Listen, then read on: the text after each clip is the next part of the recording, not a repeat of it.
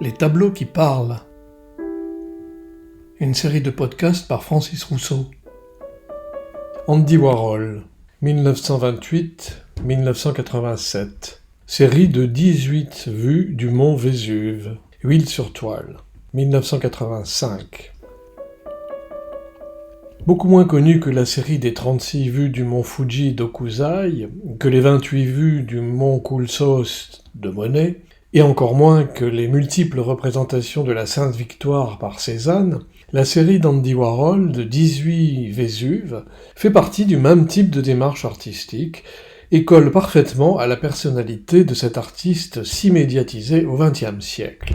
Andy Warhol, le pape du pop art, l'empereur du Saint-Empire de la consommation, s'attaquant au roi des volcans, au seigneur des côtes méditerranéennes, celui qui fut le tout premier observé par Pline lors de l'éruption historique de Pompéi en 79 de notre ère, le Vésuve, star incontestée de la vulcanologie, peint par à peu près tous les peintres du monde, avec une grande période d'excitation autour des XVIIe et XIXe siècles, où tout ce que l'Europe comptait de talents picturaux, de pseudo-savants et d'aristocrates en mal de grand tour, se devait alors de défiler à Naples et, à défaut de faire l'ascension de la montagne qui grondait, d'en saisir au moins quelques soubresauts pour les plus talentueux, ou de ramener une de ces gravures sur bois, tout en flammes et nuées obscurcies, qui débarquent encore périodiquement avec le même pouvoir fascinatoire dans les salles de vente européennes.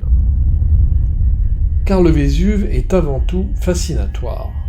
Un des tableaux donnés en lien, la documentation dans ce domaine est tellement considérable qu'il faut choisir le plus spectaculaire, l'un de ces tableaux, donc, du Vésuve, permet de voir un portrait officiel de Caroline Murat, reine de Naples, dans son palais de Caserte, fraîchement soustrait aux Bourbons, avec le Vésuve fumant à l'arrière-plan, symbole à peine voilé de ce qu'elle pouvait être elle-même à ses heures perdues.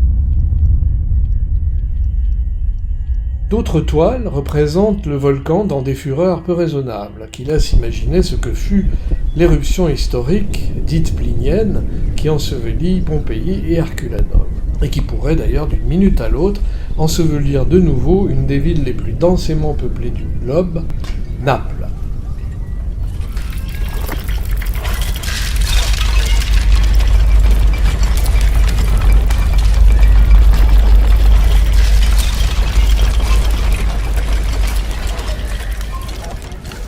De l'avis de tous les spécialistes en effet, les champs phlegréens, avatars invisibles mais bien présents au pied même du Vésuve, pourraient fort bien se réveiller un jour prochain et semer un désastre à nul autre comparable de mémoire d'homme. C'est dire. Les soubresauts du volcan, ces tremblements, ces grondements, ces rejets de lave et de minéraux de toutes sortes, Warhol les a traduits dans sa série de la façon la plus primaire qui soit, par des surlignages, ajoutés grossièrement les uns à côté des autres, comme sur un dessin d'enfant. Le même type de procédé, en fait, qui est utilisé dans les bandes dessinées, lorsqu'on veut signifier un mouvement ou une explosion. En observant les 18 vues du Vésuve de Warhol, on s'aperçoit tout de suite qu'en fait de 18 vues, il n'y en a qu'une seule, exactement la même, sous le même angle, dans les mêmes conditions éruptives catastrophiques, immortalisées à différentes heures de la journée, de l'aube au coucher du soleil. Seule change la couleur, en effet, passant du rouge au mauve, du jaune au noir, ou au blanc, ou à l'orange, et servant à caractériser les humeurs du monstre. Comme l'expliquait lui-même l'artiste dans un entretien, grâce à ces différents rendus de couleurs, le volcan semblait avoir été peint 1 minute seulement après l'éruption. Une palette de visions et d'émotions qu'il exploita 18 fois donc, y compris avec une photographie en noir et blanc, couleur préférée de Warhol parce que selon lui, elles étaient les plus faciles à retenir. Avec ses Vésuves, Warhol transforme le monstre infâme décrit jusque-là par tous les peintres, car en effet personne n'a jamais songé à rendre le Vésuve aimable, en une icône moderne et visuellement saisissante de la ville natale de son ami, le marchand d'art Lucio Amelio, l'habillant de l'esthétique pop criarde pour laquelle il s'était fait une renommée.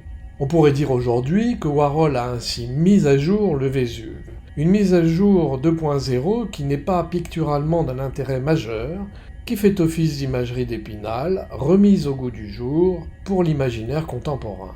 En apparence, l'œuvre est censée célébrer la sublime volatilité de la nature, un thème très peu exploité dans l'art occidental comme chacun sait. Mais si le Vésuve n'est pas n'importe qui, eh bien Andy Warhol non plus. Et pour rien au monde, il ne se serait permis d'appréhender le Vésuve comme d'autres l'ont appréhendé. Il fallait qu'il y laisse sa touche personnelle, il l'a fait. Ces 18 vues du Vésuve traduisent bien son obsession pour la production de masse, la culture publicitaire, la bande dessinée, les boîtes de conserve jetables.